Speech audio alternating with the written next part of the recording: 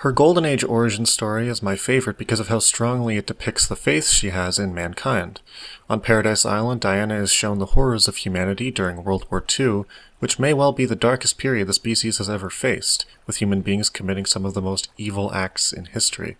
But the nobility of Steve Trevor, who fights for the side of good, shows her the strength of mankind at the same time. Steve Trevor shows her an example of a good human being, and that one indication is enough for her to volunteer to take Steve back home and to adopt man's world as her own to protect.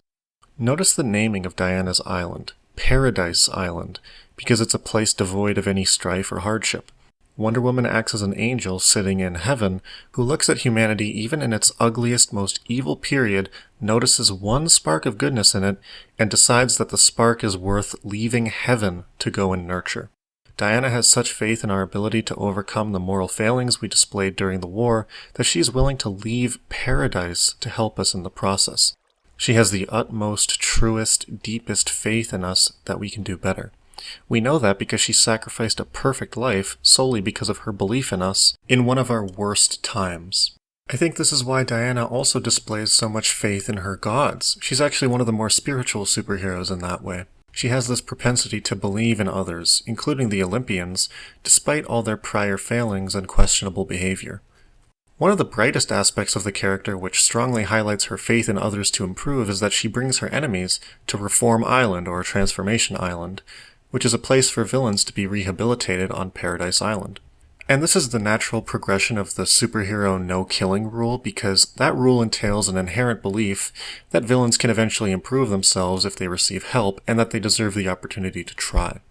Reform Island is an incredibly compassionate idea that Wonder Woman could not engage in if she wasn't so faithful in others. In my opinion, if you consider her faith in others and how it manifests in her origin, her spirituality, and her work with Reform Island, Diana is probably the least likely superhero to ever kill anyone. Wonder Woman is really humanity's greatest cheerleader, and she invigorates us with encouragement because she believes that even when we falter, we can improve.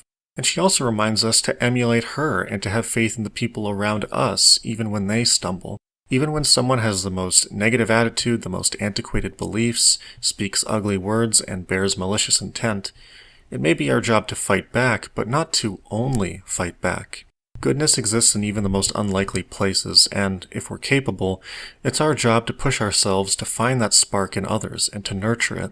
We deserve to live in a world with more good people in it, and helping people who are stumbling is the best way to accomplish that, even if it's hard and even if attacking is our instinct. Attacking pushes people away and silences them. It never changes their mind. And in the end, we're better off having an improved person in front of us than a bad person who has learned to keep quiet. From Wonder Woman, we receive the inspiration to do this. She encourages us to improve by having faith in us, and she inspires us to have the same faith in other people as well. When your morals are struggling, when the morals of others are struggling, have faith. As Jack Kirby said, we can do better. We want to do better.